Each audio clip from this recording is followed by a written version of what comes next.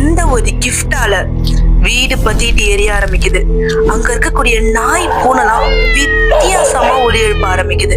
அந்த நாட்டோட சிட்டிசன் இனிமே இந்த நாட்டுல நான் இருக்கவே மாட்டேன்னு எழுதி வச்சுட்டு இரவோட இரவு ஊரை விட்டு ஓடி போறாரு.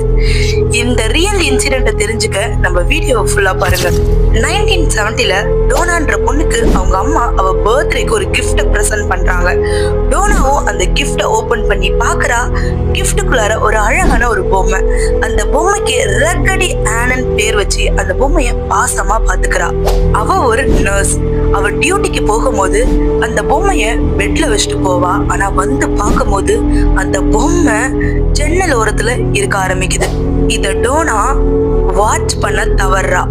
ஆனா அவளோட பாய் ஃப்ரெண்ட் இத கரெக்டா அப்சர்வ் பண்ணிட்டான்.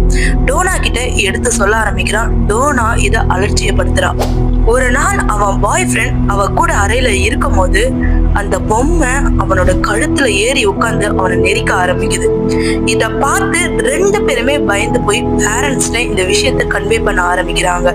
யூஎஸ்ஏலே ஃபேமஸான கோஸ்ட் ரிசர்ச்சர்ஸான எட்டையும் லாரைனையும் அவங்க பேரண்ட்ஸ் வீட்டுக்கு இன்வைட் பண்ண ஆரம்பிக்கிறாங்க. எட்டும் வேரனும் இந்த பொம்மைய பத்திரமா கொண்டு போய் மியூசியத்துல ஒப்படைக்கிறாங்க.